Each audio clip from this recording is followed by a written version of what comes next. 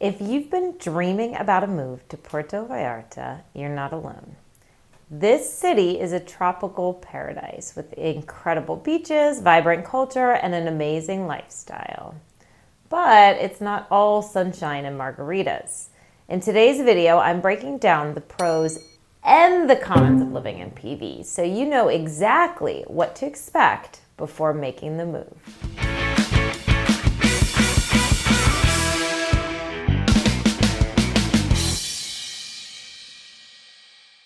I'm Diani Leal, real estate broker and investment consultant based in Puerto Vallarta and Riviera Nayarit. And this channel is brought to you by Diani Investment Realty, which is brokered by EXP. Before we get started, if you like the content, please make sure to subscribe if you haven't yet. It really makes a big difference to independent entrepreneurs like myself, doing my best to bring you something of value. And of course, I am a real estate broker and I would be honored to help you in your home search if you are looking for property here in Puerto Vallarta. So please don't hesitate to reach out to me anytime. All of my contact information is on the bio to my page and also in this video description. So let's dive right in. So first up on our pros and cons, the weather. Puerto Vallarta enjoys year-round warm temperatures with plenty of sunshine. So if you like being outdoors, PV might be for you. The winters are especially perfect. Sunny, breezy, nice, and dry. It's about 75 degrees every day, Fahrenheit, 24 degrees Celsius. Just think Southern California in the summer. This beautiful, perfect weather lasts from November to May, and you feel good, you have energy, you go outside all the time, it's breezy, nice, the skies are clear, it's just literally ideal. But of course, it comes with a catch, which brings us to con number one, humidity and rainy season. So the summers are hot and very humid and rainy. And the rain honestly isn't that bad. It's nice and comforting and it feels good because it's so hot. Just a little bit of relief, but it doesn't last for long. It's really very humid and it can be a lot for people that aren't used to that kind of weather.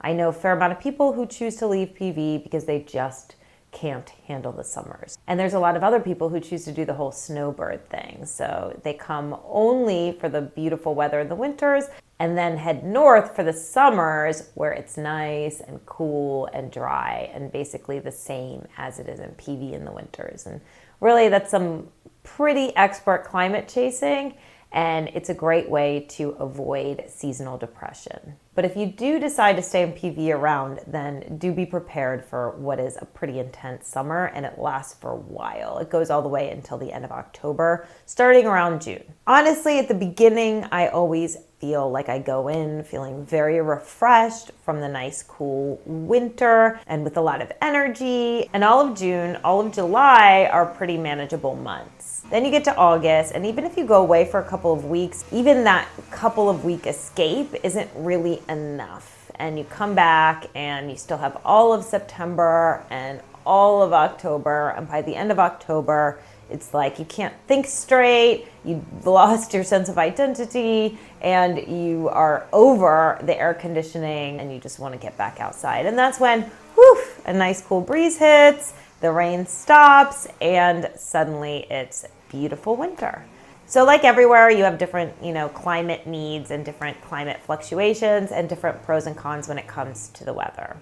Myself personally, I'll take the hot summers over cold winters any day.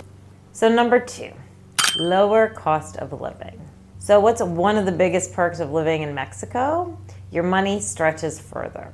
Groceries, dining out, and even housing can be much cheaper than in the US or Canada, especially if you know where to look. Also, taking into account quality of life and location. Puerto Vallarta is becoming a major coastal city of Mexico, and the cost of living is considerably lower than anywhere along the Pacific coast north of Mexico. But there are cheaper places too. I lived in the Pacific coast of Nicaragua for about 9 years. And in that area, we were also on the coast, but the city wasn't developing. It was a pretty small town and there was lack of access to infrastructure. rolling blackouts, no hot water. Sometimes you didn't have running water for days. And the nearest movie theater, private hospital, or grocery store with imported options and variety was about 2.5 to 3 hours away. And in Puerto Vallarta, all of that stuff is right here. So of course, the cost of living isn't as low as Central America, but it's also not as high as the US or Canada. So this brings me to the con, rising costs. So Puerto Vallarta is growing, and of course with that comes rising costs. And some areas have become pretty pricey, especially in tourist zones. So if you're looking to buy property, you're going to see those prices reflected in the prices of the property in those specific areas. And if you're looking to rent, prices are actually higher for rentals in high season, which is November until April, and considerably lower in the hot, humid, rainy months that we just talked about. Of course, there are a lot of details when it comes to all of the varied costs of living of Puerto Vallarta, and what areas are more expensive and what activities are more expensive and how it works for everybody. And of course, what your budget is, what your job is, and what kind of lifestyle you're looking to live. And I've mentioned cost of living in a couple of videos, but I am going to do one that's entirely dedicated to cost of living just so we can break this down a little bit further. Okay, so number 3, friendly community and culture. One of the things people fall in love with the most about Mexico is the friendly, vibrant, and amazing community. The locals are welcoming, the expat scene is thriving, and there's always something happening, especially in high season. Live music, markets, parties, festivals, parades, art workshops, and events for kids, events depending on your niche, gay events, women events, men events. There's really just something of everything, and everywhere you go there are a lot of people to meet, and people are just generally really friendly and welcoming. So what's the con? The language barrier. Because if you don't speak Spanish, you might need to be prepared for some challenges. While many locals speak English in Puerto Vallarta, learning Spanish will definitely make your life easier. It'll make it easier for you to navigate daily tasks, and it'll also help you feel more integrated. And really keep in mind, in Mexico, you don't really have to speak fluently to begin to integrate. You can easily assimilate with the basics. And the number one best way to learn a language is through total immersion. If you're taking regular classes and studying a little bit and you have that as a base, then your regular interaction with people can just be something to build off of that base and help reinforce the language. And really, if you're living here, and you find a way to immerse yourself so that you're speaking Spanish regularly, before you know it, you won't even realize it. You'll be, really understanding and having a good grasp of the language. So another plus to this con is that if you are interested in learning Spanish, you're in a great place to do so. So number 4, beaches and nature. So one of the most beautiful things about Puerto Vallarta is you have the vast ocean on the coastline, and it's also surrounded by mountains. So it's just an absolute beautiful, breathtaking landscape. And then on top of it, there's a ton of things to do. So I have a friend from Los Angeles who recently told me that she feels really guilty and she's not sure about living there because she never really gets outside. And she doesn't feel great about raising her children in a place where they rarely go outside. And this really made me appreciate our lives here in Puerto Vallarta, because you're always gonna go outside. I mean, half of your life is outside. A lot of the bars and restaurants are just outside. And that's just an integral part of living here. And it's not just the beautiful beaches, which of course is what draws everybody to begin with. Although I really must say there's something amazing about living so close to the ocean. No matter where you live, whether you're actually living on the ocean and walking distance from the beach, or if you're just a 5, maybe maximum you're a 10-minute drive away, it's just a really great feeling to know that if you're ever feeling overwhelmed by daily life or stressed out, you can literally just drive to the beach. And a lot of beaches, most beaches, have public access points, and you just park, or you walk or take the bus, and you just walk onto the beach and you can just swim in the water, and it's like it washes all of your problems away. And that's one of the most amazing things about living in PV. and living on the coast in general. And also, there's a lot more to do than just the beaches. There's actually a lot of places to go on amazing hikes, which is part of, having the mountains surrounding us. Hikes, waterfalls, beaches, and even taking day trips to lakes or further up the mountain or other different beautiful scenic places. So what's the con to this one? Well, where there are beautiful places, the crowds are sure to be drawn. So this would be the con: tourism and crowds. PV is a major tourist destination, and during high season, it gets pretty packed. If you prefer quiet streets and empty beaches, that's still very possible, but you have to strategize where you live. And also, the increasing crowds can lead to traffic and long lines, and the traffic situation can really build up in certain areas of PV. And you can wind up stuck in the car for longer than you would like.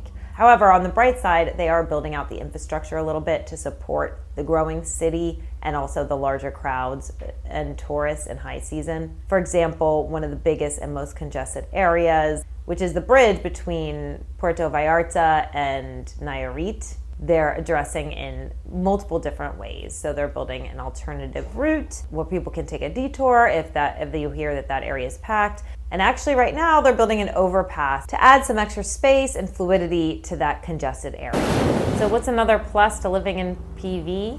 High quality and affordable healthcare.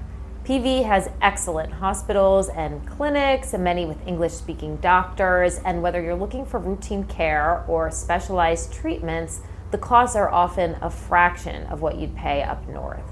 I've talked about this before in a couple of the videos, but I have had some personal experiences with the healthcare system here, and I can definitely say it's a positive and high quality experience. And although some people have had negative experiences as well, ultimately the resources are there. And my perspective after having lived in Central America for a decade and in a town that was 3 hours from the nearest private hospital, I really appreciate all of the access to healthcare here in Puerto Vallarta and all the options when it comes to private hospitals that you can choose which one works best for you. I talked a little bit more about this in detail in my recent video, 3 Things You Need to Know Before Moving to Puerto Vallarta, and I'll make sure to plug that in the video description here.